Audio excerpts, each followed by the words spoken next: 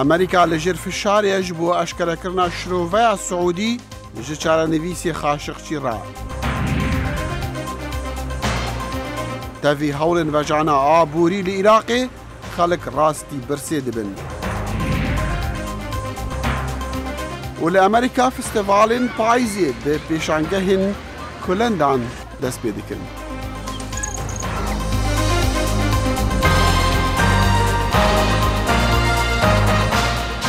سلام ورزو هيفين دما خوش دقال كورت كونكشن جدنجي أمريكا لواشنطن العملی شودن باش هینی 19 مانگ دی سال 2018 امیدوارم دمیگی خوش و المان بوانا سر. برای ترامپ تادیه لجه فشارده با رون کردنوا لالین عربستانی سعودی سبارت به بیسروشون بونی روژامنوز جمال خاشقچی لکنسولخانه ولاتک دا 2 هفته لما پیش لترکیه. لکولرانی ترکی دلین بلگیان هیا که خاشقچی لکنسولخانه سعودی دا لاستانبول کجراوا. دبرسبا بسیاره که دا آیا جمال خاشقچی مریه سروک امریکا دونالد ترامپ دبیجتن و پیدچت مری بتو ابا پرغمگینه. عربستان سعودی هوالبند نزیکا امریکایا و بتایبت لدم سروکاتیا دونالد ترامپ و لسر آست سیاسی و اولهیه و آبوری گرنگیا خود نام سیاست امریکا دا هیا. لورا لدسپیک سروک دونالد ترامپ دو دل بو لسر هاوشتنا پنگاوه که دج عربستان سعودی لگواشا سرخستنا ماف مروان بهستر بو جبر جواندین آبوری. وزیر دربه امریکا مایک پمپیو لدسپیکا و هفتی سردان عربستان سعودی کربو او دبیجت عربستان سعودی هر هبونا دستک دپرسا جمال خاشقچی دا رد کد. اوان پیش راست کر گولی کلینه که درست و پر عالی بکند درباری خاشقچی و دمک ده دیار بکن. کمالین مافن مروان دبیجن لکولین عربستان سعودی نرجه باوریه و دا خوش جنتوین یک گرتی دکن لکولینه که جدا بکن. اوان زانیارین دجیک را گهاندن گوتن جه قنصلخانه در کفتیه جبر ویه که هر انجام جلی کولینان در کون چوابد نجه باوریه. مالباتا دا سالاداری عربستان سعودی نافدارن به سردریا تند دگر رکبریا ولاد و به دستکی پیلایی دست حالات پریوه دبن. دست هلاداری خونیشاندان قدقه کرنه و هر تم هوابو. کمالین ماف مروان دبیجن نتوین یک گرتی زور کار بو گهارتنا و روشه نکرینه. ولاتن اندام نتوینی گرتی بتایبت اون براوانی مافان دکن زور جاران درونه دما کبابت لسر حوال بندوان سعودیه بد. شروع لاری دایمن دبیجت جمال خاشقچی گرین کارت امریکا هبو و نابت واشنطن هندابو ناوی لپشگه بها ویجد. از باور دکم دوی سرداری وکو زیدگاوی بسر امریکا و دموکراسی امریکا بتکرن. دنگ روزنامه وانن جیه هر کسی که قایم تر بو لسر داخواز دادوریه بو هفکار خو. از دخوازم سروک ترامپی ببینم. بو نمونه دنگ که بهز داخواز زانیارین زیدتر بکد دا سعودی راستیه بیجن. زور گرنگه افدنگه جسر حکومت امریکا در کبه. کمیتا پاراستنا روزنامه‌وانان دبیجت روزنامه‌وانیا آزاد و رخت نگر لسر آست جهان دتنکاویان در باز دبد.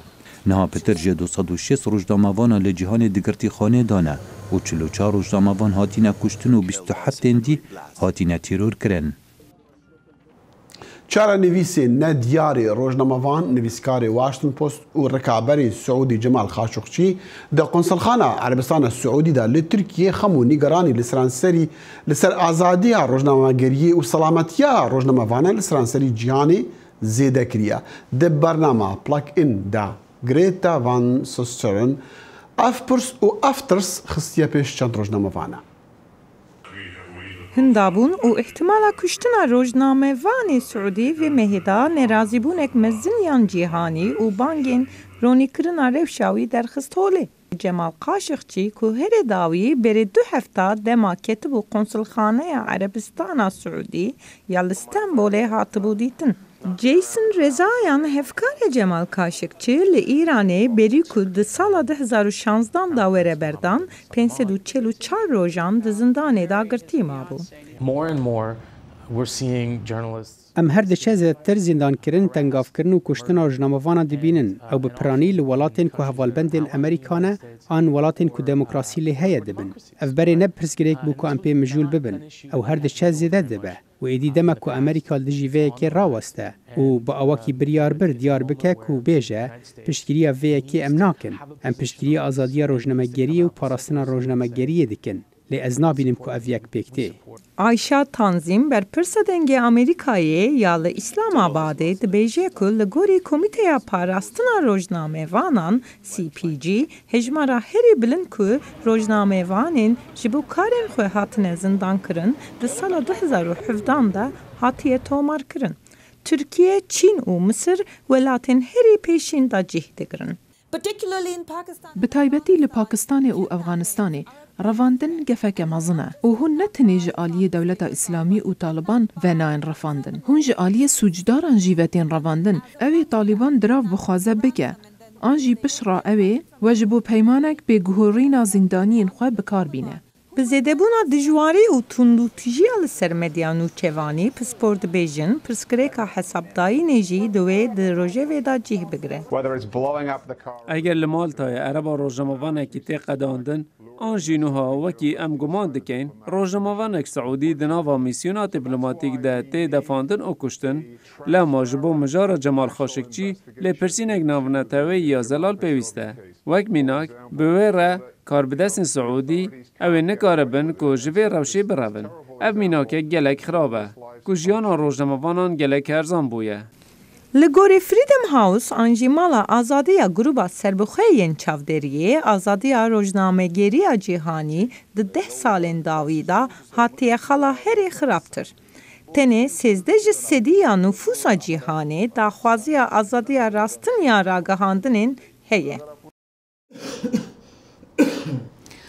بینەرانی خۆشەویست هەروەکو ڕێکخراوەکانی مافی مرۆڤ و پارت و ڕێخەوە کوردەکانی ڕۆژهەڵاتی کوردستان ئاماژەی پێدەکەن پێشیلەکانی مافی مرۆڤ لەلایەن دەسەڵاتدارانی ئیرانیەوە بەرامبەر بە کورد چەندین بەرابەرە.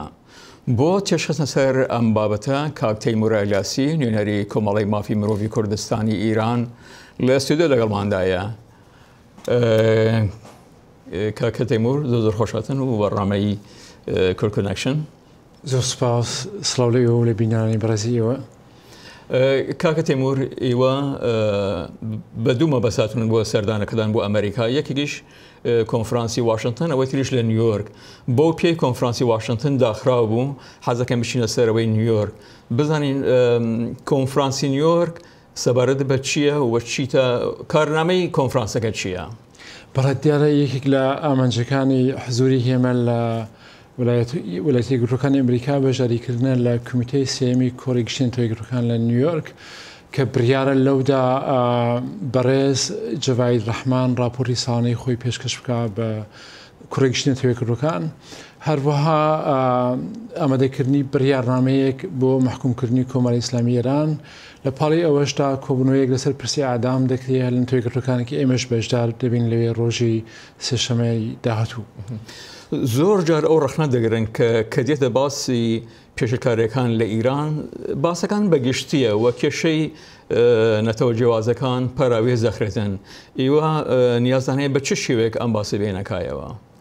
بەڕێ دیارە حزوری هێمەش هەر لەو چوارچەوەیەدایە توانیمانە بخۆشیوە لەم چەند ساڵە دە ساڵی ڕابردوودا بە شێوەیەکی جددی و تۆخمەکار بکەین کە پرسی نەتەوەکانی ئیران پرسی کورد پرسی کوشتن و ئەعدامکردن لە سەردانانی لاوانی کورد کۆڵبەرانی کورد چی دیکە نەخرێتە پراوێزەوە و بخۆشیوە ئەوە بوتە بەشێک لە بڕیارنامەکان بوتە بەشێک لە راپۆرتی ساڵانەی نەتەوە یەکگرتوەکان بۆ ئێران بۆ وێنە لە دوو راپۆرتی ئەو ساڵی راپۆرتی نەتەوە یەکگرتوەکان لە مانگی مارس و ئێستادا لە هەر توکدا بە شێوەیەکی ورد و ڕاشکاوانە باسی ئەدامی کەموێنەی لاوانی کورد لە ئێران دەکرێت باسی کوشتنی کۆڵبەران دەکرێت باسی گرتنی زیندانیانی گرتنی تێکۆشەران و چالاکانی کورد لە کوردستانی ڕۆژهەڵات دەکرێت بۆ وێنە لە راپۆرتەکەی مانگی سێی راپۆرتەی نەتەوە یەکگرتوەکان بۆ ئێران هاتووە کە نیوەی زیندانیانی سیاسی ئێران کوردن یەک پێنجەمی ئادامکراوەکان کوردن و لەسەر ئەساسی ئەو راپۆرتی هێمە و ئەو راپۆرتی مانگی سێ ئێستا جەڤاید ئەحمەد لە راپۆرتەکەیدا داوای لە کۆمەڵی ئیسلامی کردووە کە لێکۆڵنەوە لەسەر بابەتە بکە بۆچی کورد زۆرینەی ئەدامەکانی ئێران پێک دێنن. کاک تەیموور زۆر جار ئیران وەکو وڵاتیەک دیارە هۆی خۆی هەیە بوو دەستگیرکردنی ئەو وڵاتە هاوڵاتیانەوەی خۆت لە سێدەرەدانیان تا چەند هۆیەکانی ئەوان دروستە و یاخۆ تا چەند قسەی ڕێکخراوە کوردیەکان کە دەڵێن ئەم دادگاییکردنانە زۆربەی بێ بنەمایە. دیارە سیاسەتی کۆماری ئیسلامی ئێران سیاسەتێکە لەسەر پایەی کوشتن ئەدامکردن بڵاوکردنەوەی خشونەت و تونتویژی لە کۆمەلگا لە ناوەی ئێران هەرەوە هەڕەشە و نانەوەی شەر لە وڵاتانی دەوروبەر دامەزراوانە بداخەوە وەک بینیمان لە ئەدامکردنی ئەو چەند هاوڵاتی کوردی سەتای مانگینۆ سەر ڕای داواکردنی کۆمیسەری بەرسی مافی مرۆڤ راپۆرتی گشتنەوەی کڕەکان کە ئێران ناوێ ئادامی رامین حوسێن پەناهی زانیار و لوقمان مرادی بکەن کە ئەوان دەرکەوتەوە بشێوی لەژێری ئەشکەنجە و فشارە و بۆ تۆمەتی ناڕەوە ئەوانە ئەترافیان کراوە ئادامکران کۆماری ئیسلامی ئێران درێژە بەو سیاسەتی دەکات بەشێک لە سیاسەتی و حکومەتکردنی کۆماری ئیسلامی ئێران. زۆر جار کە باسی کورد دەکرێت کورد وەکو شەڕوانانێکی ئازا و زرەنگیشانەدەن باڵم بە ڕۆی دیپلۆماسیەوە کورد لە دەروی وڵات چی کردو بۆ گەیاندنی ئەم جۆرە کێشانە بە جیهانی بە ناوەندیگەرەکانی جیهانی دەرەوە. بەڵێ دوو لایەن هەیە بداخەوە نەزمێکی ناوەندەوەی دژی کورد هەیەوانە بۆ 3 ساڵە وڵاتانی ڕۆژئاوا و وڵاتانی ناوچە دژی دروستبوونی دەوڵەتی کوردین بەڵام بەشێکی دەگەڕێتەوە سەر گەلی کوردستان ڕێکخراوە سیاسیەکان مافی مرۆڤەکان بۆ کورد بۆ خۆی ئێمە ئێستا نەوەیەک دورسۆسی و هاوسۆزی بۆ کورد دروست بووە یعنی باەکی بە ڕووی کورد هاتووان دەبێت کورد لەو فەسلەکە گۆبێت و کار لەسەرەوە بکە. تەیموور ئەلیاسی نوێنەری کۆمەڵی مافی مرۆڤی کوردستان زۆر سپاس. بە پێی وەزارەتی پلاندانانی عێراق لە ماوەی ساڵی ڕابردوودا هەژاری و بیکاری لە عێراق چووەتە سەرەوە بگرە پاش داعش و چاکبوونەوەی باری ئابووری هێشتا کەسانێکان کە بەدەست هەژاریەوە دەناڵن. مستەفا پیاوێکی بە ساڵاچووی شاری سلێمانیە کە ڕۆژانە بە فرۆشتنی تووتنەوە بژێوی ژیانی خۆی و خێزانەکەی دابین دەکات. ئەو لە ئێستادا کرێچیە و خاوەنی 3 منداڵە کە هەمویان خوێندکارن. تیاتە لە بەم هەرسێکیشی کچە کوڕنین هەرسێکی کچە 6 پیداییم هەیە 2 متەوەستەکە پێڵەن 8 دەم هەیە ئەوە هەموویان حسابکە بزانم چیانەوێت ئەوە ناکرێت هەمووی بە یەک ڕۆژ بخوێن ڕوا پێ بکە چوون بۆ لای مامۆستاکە وتم مامۆستا زروفەکە زانی چۆنە پێویست ناکات ئەو جارێک کە داوایەکەن دانەی بە 25 دەزانە ئەبێت سییانیان بۆ بکڕم 75 باش 75 بە یەک ڕۆژەکرێت سەر هەر هەفتە بە یەکێک بکڕم نابێت. بەپێی ئاماری وەزارەتی پلاندانانی عێراق ڕێژەی هەژاری و بێکاری بە ڕێژەیەکی بەرچەو لەم ساڵانەی دواییدا بەرزبوونەوەی بەخۆیەوە بینیوە. فرۆشیارێکی شاری سلێمانی باز لەوە دەکات وەختێک کڕیار سەردانیان دەکەن کام کاڵا هەرزانتر بێت ئەویان هەڵدەگرن. وەڵا ئەو ڕێژەیە زیادی کردووە بە بۆنەی ئەوەی کە معاش نادرێت بێ بازاری زیادی کردووە ئێستا حالیان بازار زۆر کزە بۆی ئەوەی معاشەوە نییە وەڵا زۆر فەرقی کردووە ئێستا من خۆم لێرە یاری مناڵە نەفرۆشم کاتێک کەسێک گێ دویاری بۆ مناڵەکەی کڕێت کامی هەرزانترینە ئەیکڕێت ئەمەش بۆی بۆچی پارەی پێ نییە ئەگەر معاش بدرێت بازارش باشتر ئەبێت کڕێنی باشتر ئەبێت. ڕۆژنامەنووسێکیش پێی وایە جەنگ هۆکاری سەرەکیە بۆ بەرزبوونەوەی ڕێژەی هەژاری و بێکاری. ڕۆژێک لە ڕۆژان یانی بڵین ساڵێک نەبووە بڵین ئەم وڵاتە ئەسوودێ بەخۆی ببینێت کە تۆ کە وڵاتش کەرسەڕی تابووە پێشبینی هەموو شتێ بکە پێشبینی برسێتی بێکاری فەسادی ئیداری فەسادی کۆمەڵایەتی نەبوونی خۆشەویستی لە نێوان تاکەکانی کۆمەلگایە ڕێزگرتن لە هەموو بەهاکانی ژیان نەبوونی نرخێک قیمێک بۆ بەجیهێنانی مرۆڤێک. دوای جەنگی داعش و نزمبوونەوەی نرخی نەوت لە بازاڕە جیهانیەکان و کێشەی بودجە و سەرفکردنی موچە لە نێوان هەولێر و بەغداد هاوڵاتیان لە ڕووی داراییەوە ڕوبەڕووی زیانی گەورە بوونەوە. شارەزایان پێیان وایە هێشتا کاریگەری هەژاری بەسەر دانیشتوانەکەیەوە ماوە. ڕێباز مەجید دەنگی ئەمریکا سلێمانی. درێژاهەیە دیرۆکێ پەنابەری دەردەک مرۆڤانی گرانە ji بۆ خەڵکی بنە چار دەبن دووری وڵاتین خوا بن لێ تو لە چ وڵاتان نەڤەحەوی چ وڵات جێ حەوانی نەدنتە وی دەردێگران دەه بەرامبەر دەکە دۆ مەزانی کو دوو ماڵباتین کورد لە فرۆخانەکە سویسرایە ئاسێمانە و حکومەتێ بڕیاردایەوان ڤەگەڕین ئەفریقا باشوور ئەدی بە دۆغان لە فرۆکخانێ دەگەل کەچاخوا و چەند کەسیندی بوانڕا بە سکایپێ ji مەڕە گوت کات چما حکومەتە سویسرایە بڕیاردایە وان ڤەگەڕین سببا وی بریاره اوایه بری نها زاتن جبر کو هندک لگوری پیمانین وان پیمانین کاتین اکرن دوی چرشوه دا او ولاتین امنیه سیم هاتن دست نشان کرن یک جی ولات افریقایه کو ولاتی که امنیه و جبوی پنابرت کارن بگردین وی داره و ولات افریقای جوی ولاتی که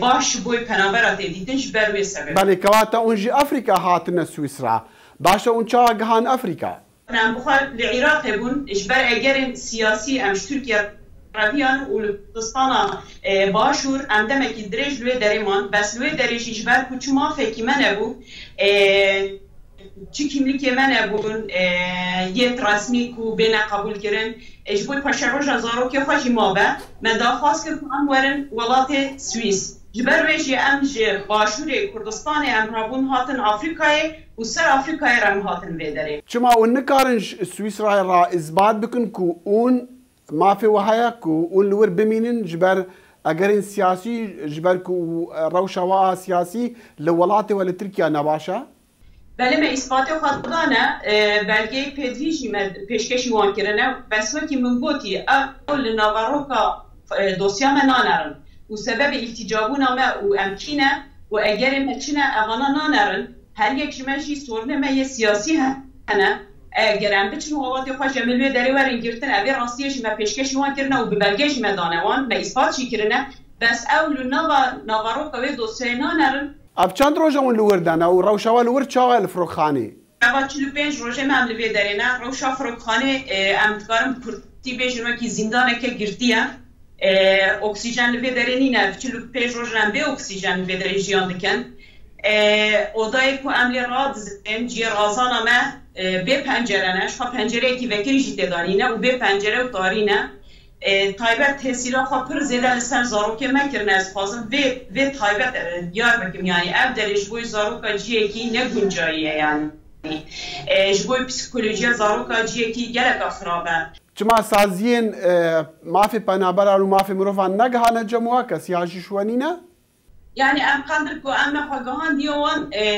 meşwan rejigot ya durme zaroke xajigot ya bes ki nahelin kes were ve deri nahelin hevditin werin çekirin herçi sazî bejî an jî heval bin dost bin kî bejî nahelin em behim gelme em hevditin bikin ji qedexe kirine Adiba xanim eger un vegerin welatê xwe Tirkiye çi li ser we heye çima hûn nikarin vegerin yani ez kurtasî karim vê ji wer bêjim ji alî me gelek şehîd hatine kirin û gelek gundê me hatine şewtandin pişka min hat zindanê de cezayê muebbet xwariye ji ber kurdatiyê û keça min heye ez nikarim wê tenê wê bikim qurbana jiyana xwe jî û biçim wê derê û bê me girtin wan ji we re gotin kengî wê we vegerînin herî roja dawiyê roja dişemê ji me re destnîşan kirine roja dişembê ê me rêkin bi zorê me rêkin çi rêk destê we de tune ne divê hûn vegerin yani hûn ji xwe re hewlek dî bidin yan ne نه حتی نه چرایک پیشیا منینه همین حاله مجبوی به کو افری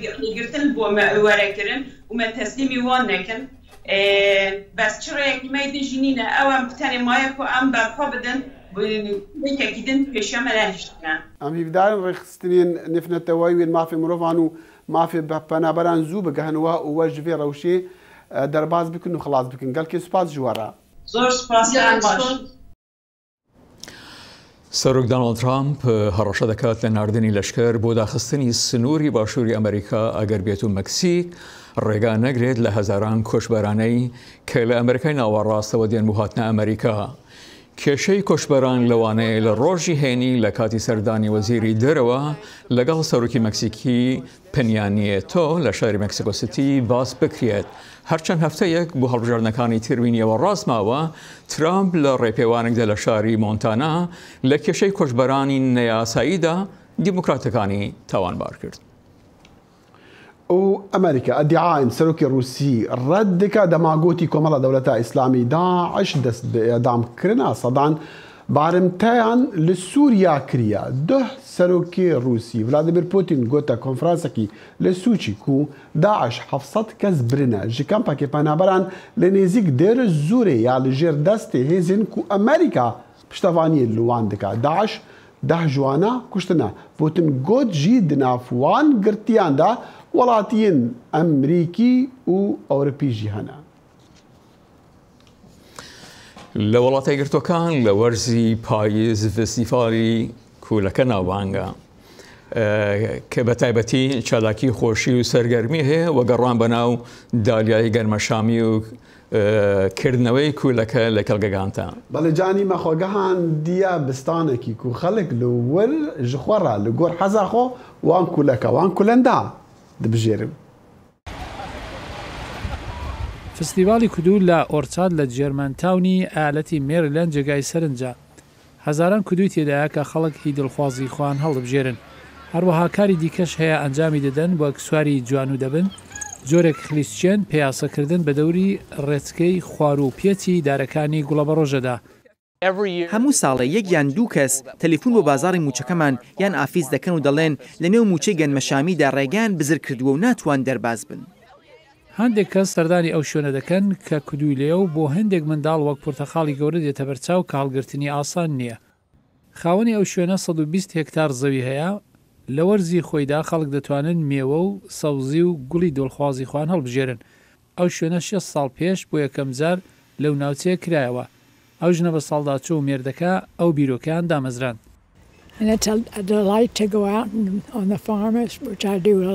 زۆر خۆشە سەردانی ئەو کێڵگەیە بکەی و کودوی جوان ببینی کە خۆم زۆر سەردانی دەکەم.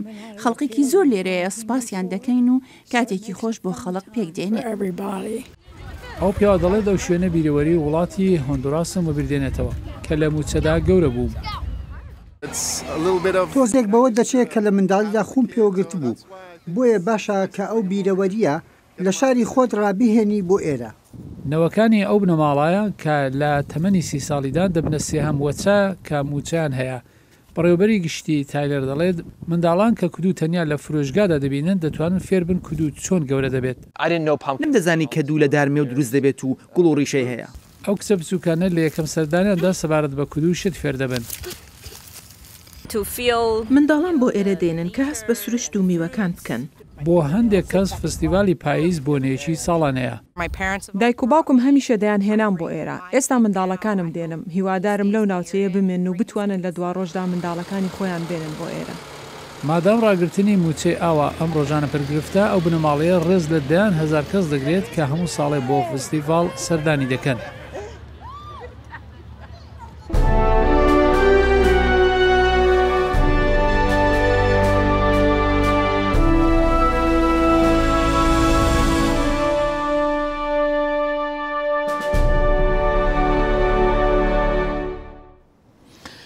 هیچ کەس نازانێ بۆ هەندی مناڵی ساوا پێش کات لەدایک دەبن، بەڵام هەندێک لە هەر بچووکترین ئەو ساوایانەی کە پێش کات لەدایک دەبن و کێشیان لە ژێر 1500 گرامە، ئەم ساوە بچووکانە ناتوانێت هیچ کێشێک لەدەست بدەن.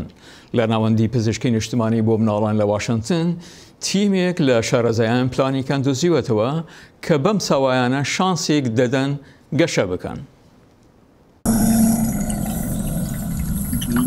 کاتێک جیسی لەدایک بوو کێشی تەنها کەمێک لە 376 گرام زیاتر بوو. بەڵام ئێستا تەمەشای بکە چیتر وەک ئەو بچووکەی نابێت کە پێشتر هەبوو کاتێک پێشوەخت لەدایک بوو.